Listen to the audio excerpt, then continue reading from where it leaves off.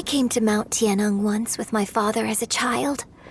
I remember it being such a long climb that I could barely feel my legs by the time we reached the top. This is quite a trip down memory lane for me. Look at these majestic, towering peaks and the gently flowing streams. It's like setting foot in paradise. No wonder the legend of the divine damsel of devastation is said to have taken place here. Adepti wander oft where mortals seldom stride. Indeed, this looks like a place that one might expect to be frequented by Adepti. The Divine Damsel of Devastation is your upcoming opera, right? And the story takes place in Mount Tianheng. Huh. Seems like you have a real connection with this place. What's the story about, though? It's the story of a girl becoming a hero. Cool! A hero story? They're Paimon's favorite! The legend first arose in this area. It is said that there used to be a prosperous village on the mountain. In that village, there was a loving couple who were completely devoted to one another. One day, a terrifying monster appeared.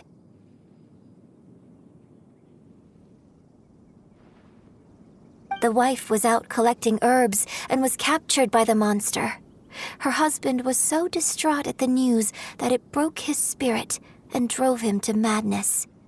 The vile and vicious monster told the villagers, "If you want to live, you must sacrifice a child to me." What a nasty piece of work! Paimon sure hopes this monster gets put in its place! But the monster was so terrible and so strong that all within the village were terrified of it. They had no choice but to give in to the monster's demand. Just while they were discussing whose child would be given over to the monster, a little girl suddenly stood up and came forward. No! Don't do it, little girl! Unbeknownst to anybody else, she was concealing an exorcist's blade. She approached the monster's lair, feigning fear and trepidation. When she finally arrived, she courageously drew her sword and entered into a fierce struggle with the monster, from which she eventually emerged as the victor. Her extraordinary abilities drew the attention of the Adepti, and they took her as one of their own. Her story became the stuff of legends. But alas, the paths of mortals and Adepti seldom cross, and she would never again re-enter the mortal world. And so, destined to grace the mortal realm for but a brief moment, she vanished like a wisp of smoke into thin air. That's how the opera ends. I really like this story. But I personally think that perhaps the little girl was not as brave as the opera makes her out to be. I'm not sure she deserves all the praise she is given. I've never considered that before. Opera is always an interpretation of the events it purports to portray. A certain degree of deviation from the truth is always inevitable. When my father wrote the script for this play, I suppose his intention was to inspire his audience with the character of the Divine Damsel. I think it's a great story. The ideal story. Well, it sure inspired Paimon! Let's go get ourselves some Star Splinter Iron! Yeah!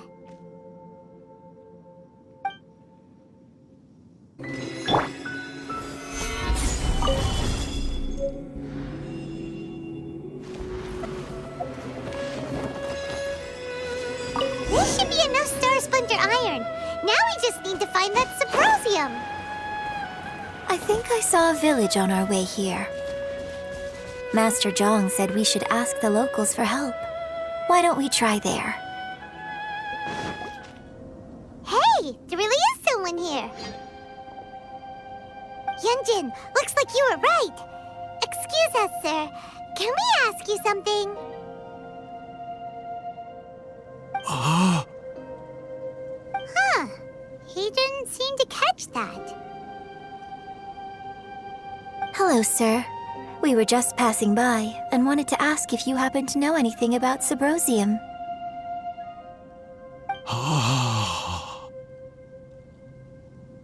Is he trying to tell us to look for clues in the village? Well, whatever. Guess we're on our own here. Shenhua, Yunjin, let's have a look around. Sorry, you can go ahead without me. I'd like to have a word with this gentleman. If that's okay with you, Uncle Mingjin. It's... Shenhe. Shenhe. You're alive. The rumors were true. So, all these years?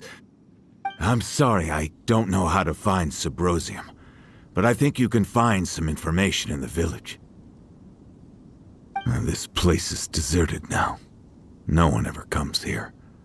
So you can rummage around all you want. Huh? You know this guy, Shenhua? Thank you, kind sir. We'll go and take a look around. Don't worry. Mingjin has no ill intention towards Miss Shenhe. She'll be quite safe. Okay, then let's see what we can find in this village. I came back here once before, a few years ago. Alone. I hid it from Master at the time. It was deserted then, too, except for a few low-life bandits.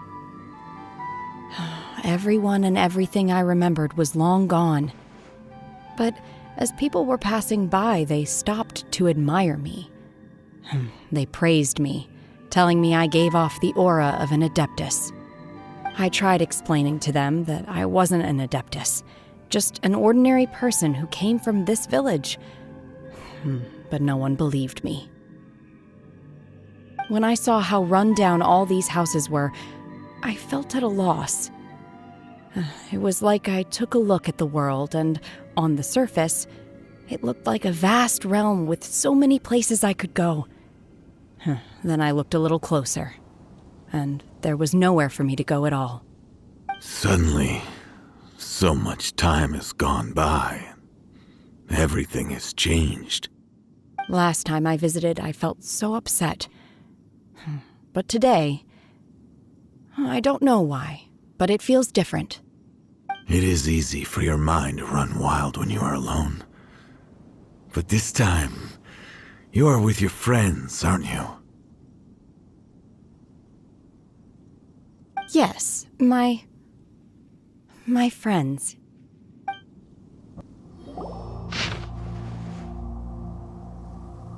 The remains of a god, an abandoned village, Mount Tianheng.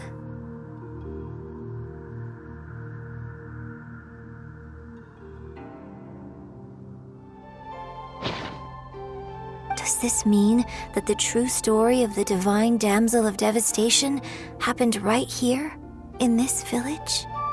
The time frame certainly matches, so it seems we're in the right area. Let's keep looking around.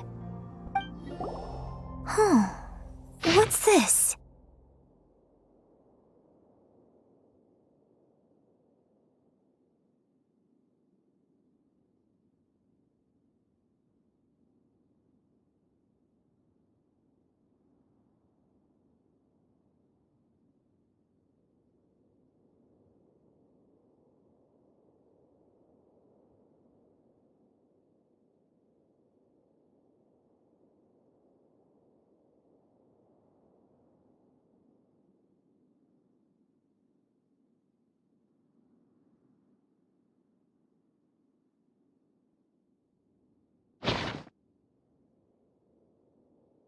So, Shenhe is the Divine Damsel? Now that I think about it, she does behave rather like an Adeptus, and she is about the right age. So that's why I've been getting the strangest feeling whenever I chat with her. I should have noticed it earlier. According to this text, the Divine Damsel from the opera was actually the daughter of the loving couple. And She didn't volunteer. She was sacrificed to the monster by her own father. Oh, the truth is even more lamentable than the opera. Now I understand why Shenhe said the girl was not as brave as people think. It wasn't her choice to enter that ghastly situation. She was forced into it. Oh, it looks like my father may need to make a few revisions to his beloved opera. We've looked everywhere, but still no mention of Sybrosium. Let's have a look over there. This is it!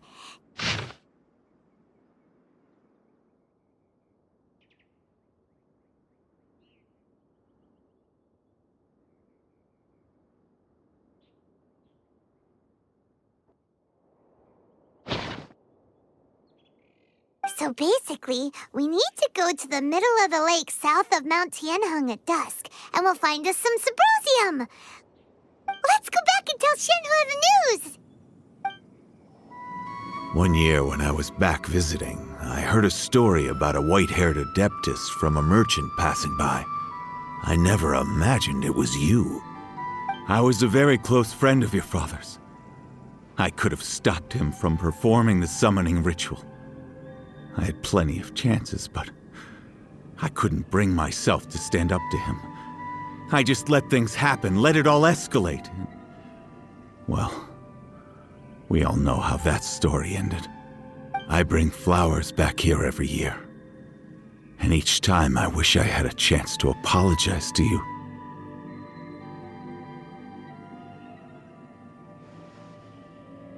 Apologize for what?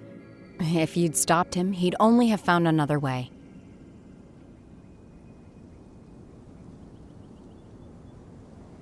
There is nothing he wouldn't have done for his true love. Nothing. Do you still hate him? I don't know what I feel. I'm told my fate is to bear the curse of calamity, so my master bound my soul with red ropes to curb my aggression. But it also dampened my emotions, making me dispassionate, like the Adepti. So if you ask me how I feel about the past, if I hate my father or not, the truth is, I feel nothing at all. It must have been so tough for you all these years. Shenhe, we're back! Oh, then I will leave you all in peace. Shenhe, it brings me some solace knowing that you are okay. I'll tell you more about the old times next time we meet. Thanks, mister. We found some info in the end.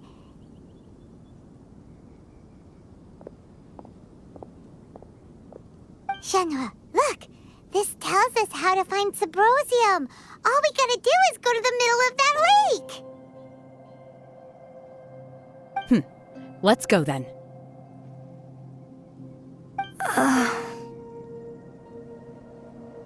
Miss Shenhe, there's something I'd like to talk to you about. Just now, in the village, we found your father's diary. It turns out that many of the details in the Divine Damsel of Devastation are not true to the facts, so I'd like to change them. Why? I know I say that opera always deviates from the truth, but now that the main character is standing right here in front of me, I cannot simply dismiss your lived experience in favor of my father's fiction. It's okay. I like your version.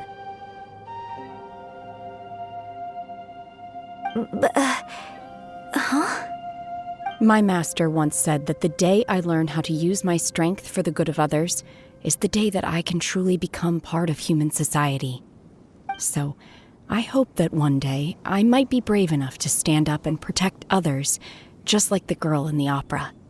But I've never thought this way before, and I wonder whether I will continue to think in this way. Don't worry. I believe you will. In fact, I think maybe you've already started to become the person you aspire to be. You just haven't had the opportunity to see it for yourself yet. Shenhe! Yunjin! Cut the chit-chat! Let's go!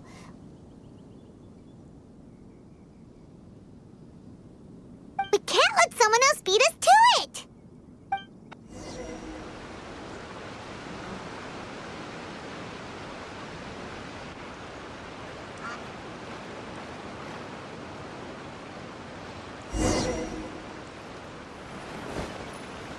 That's everything we need! Let's head back and report in! Paimon's curious if Beto's made any progress. Oh, goodness. So, are they okay? This is some top quality ore you found. I think I'll get a good end product out of these. Guess now it's my time to shine. Hey everyone, how's the A-team doing? I ran into a bit of a brick wall on my end. Suling's never seen a Wonder Core before, and says it'd take a lot of research for him to get up to speed. Leave the Wonder Cores to me. I'll work on them while you go about your business. Don't worry. It won't take me too long. Much obliged, Master Zhang. We should look into the Adepti sigils next, but where should we find items relating to the Adepti? I'll sort that out.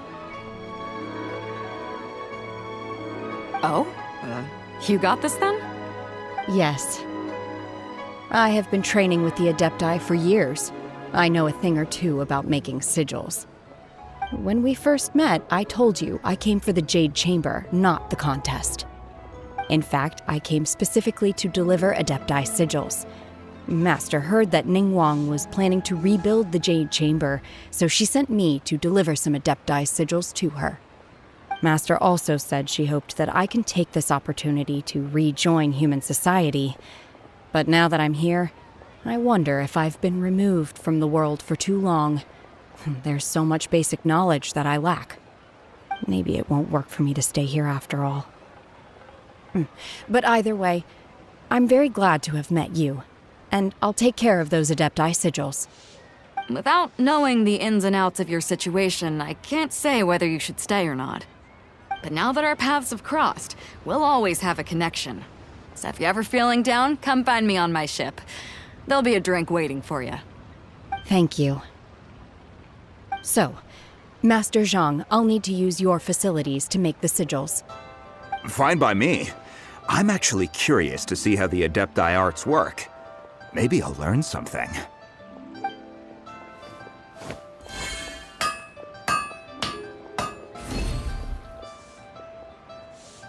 Whew.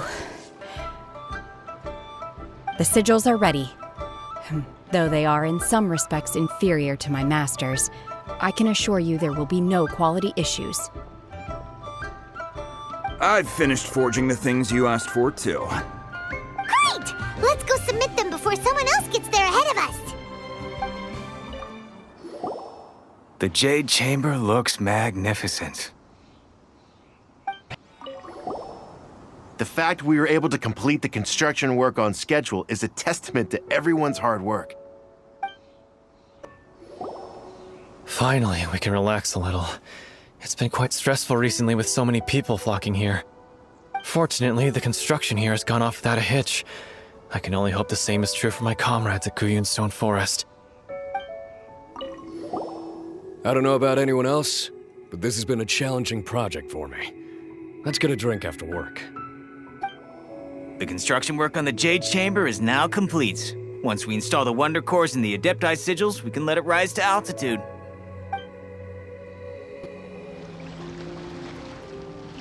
Traveler, Paimon. I wasn't expecting to run into you out here at Guyun. What brings you here?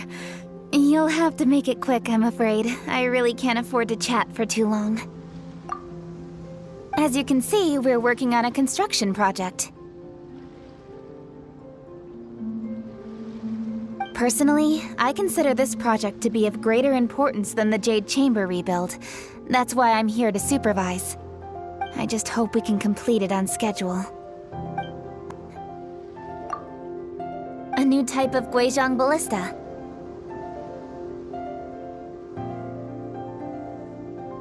Ningguang commissioned an expert to dismantle and study the Guizhong ballista, and design an improved version based on the original.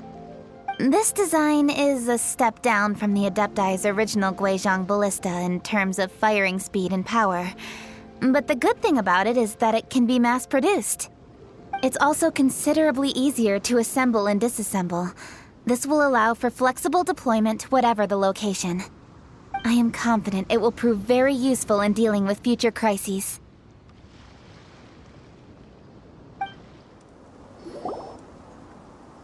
Ningguang's little secretary! We found all the materials!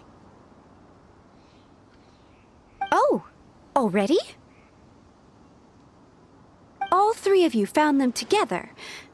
Okay, I see. The Wonder Cores and Adepti sigils look good. It seems that we found our winners.